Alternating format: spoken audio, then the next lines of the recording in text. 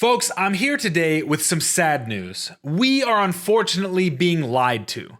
Healthy foods are not really healthy. Obviously, there's some nuance to this, but I want to discuss with you this idea that eating healthy is going to be what is driving your fat loss. I have a lot of clients that when we first discuss changes to their diet, they assume that if they make these substitutions for healthier foods, they're going to experience the weight loss that they want to. But you have to go a step further. As always, you have to be in a calorie deficit. Let me take you through a typical day of eating for someone, and I want you to picture this person in your mind and determine whether or not they would be someone who's struggling to lose or maintain weight. Breakfast. They have some avocado toast and a naked smoothie green juice. They move along their day, they're lightly moderately active, and they reach lunch. Now, obviously for lunch, they gotta go with a salad because they think that that is the healthier choice. But they neglect to understand that the dressing and the bacon and the cheese that they've put on the salad is bumping those calories up, right? They hear salad and they assume, oh, salad's healthy. I've made the wise choice.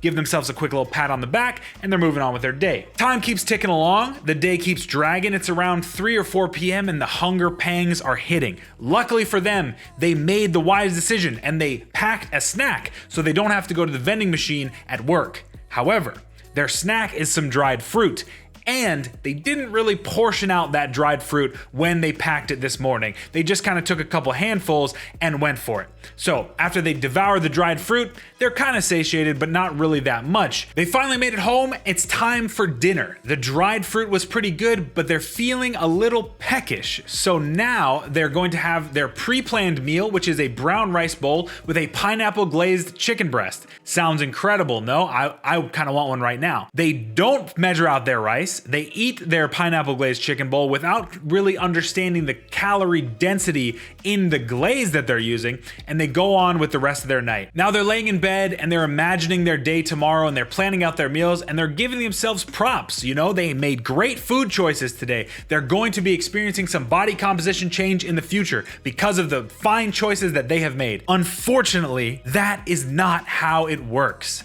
These so-called healthy foods still have calories in them, and they still contribute to a caloric surplus, caloric deficit, or caloric maintenance, and it is incredibly important that we understand this concept. After taking you through a typical day of eating for this person, wouldn't you say that they're a healthy human being? I know a couple years ago, I definitely would have. We've been fed and shoveled these healthy food options that really aren't that great for us if they're not eaten within their proper portions.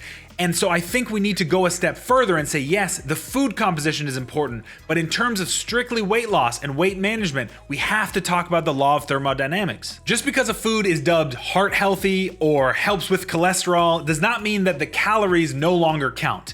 You can't just eat piles and piles of this food and wonder why you're not making any progress with your weight loss goals, because you are in a calorie surplus. Obviously, you're not going to lose any weight. People have lost significant weight eating only McDonald's, eating only gas station food, Twinkies for God's sakes. It is possible if you are in a calorie deficit. And I know I sound like a broken record, but this is so important that you understand. Food composition has its place.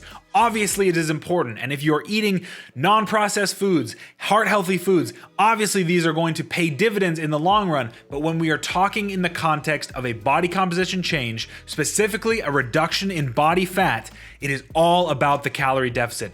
Get that into your heads, live that, and then you can make choices about what your food composition is, as long as you are first within a calorie deficit. Sorry for all the drama here, folks, but sometimes I just gotta come on and rant because this is something that I have been dealing with in my personal coaching business for a long time, and I really want people to get this message. If you need more information on determining your maintenance calories and how to use your maintenance calories to set up a deficit, you can click on this here video. It'll give you all the information you need. And until next time, get strong and stay strong.